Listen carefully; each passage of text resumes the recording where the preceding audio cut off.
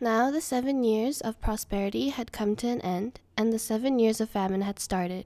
So Joseph opened up the storehouse and sold what he had stored back to the Egyptians. All the other countries saw that Egypt had food and came to Joseph to buy grain. This included Joseph's family. Jacob, Joseph's father, after learning that Egypt had food, said to his sons, I have heard that there is grain in Egypt. Go down and buy some for us, so that we may live. All but the youngest brother, Benjamin, traveled to Egypt. Little did they know that they would be buying fruit from Joseph, whom they sold all those years ago.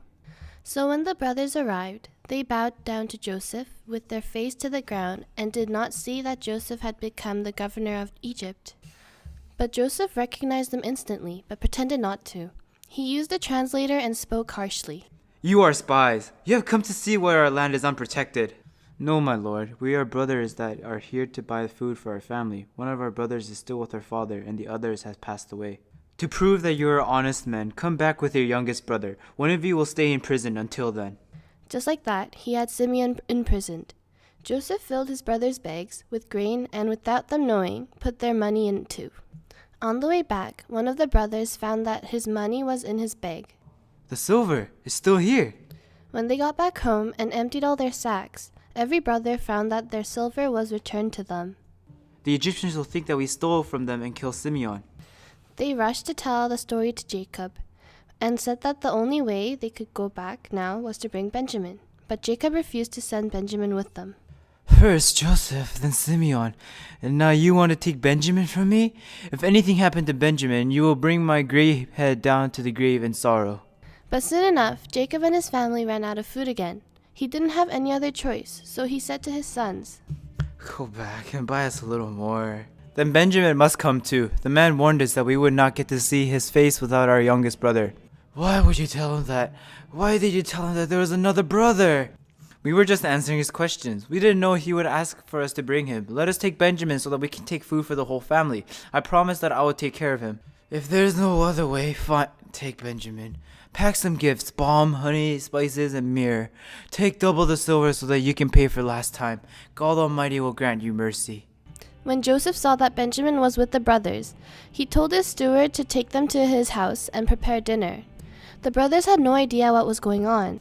Please, sir, we came down last time just to buy food. We don't know how it happened, but we found the silver in all our bags.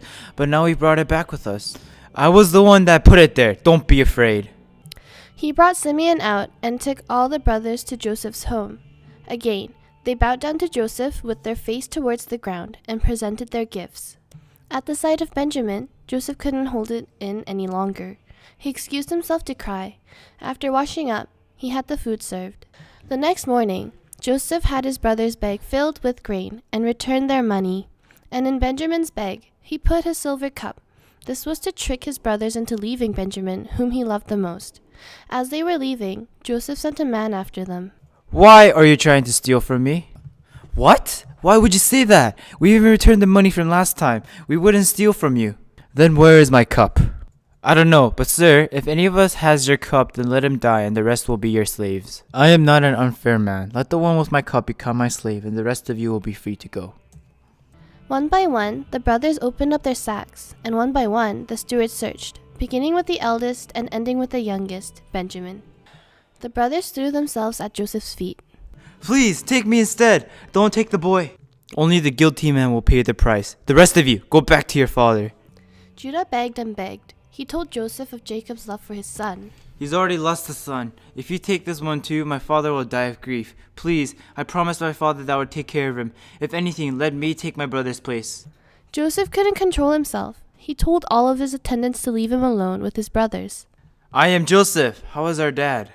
His brothers couldn't respond. They stood there shocked and silent. Do not worry. I'm not mad at you guys for selling me. It wasn't you that sent me here. It was God. God sent me here first to prepare for this great famine. Return to our dad and bring him back. I will provide for you. In everything that he did, Joseph worked hard, knowing that there was a reason for everything that was happening to him. This was it. This was what God has planned from the beginning. So remember, even when times get hard, God has a plan for each and every one of you.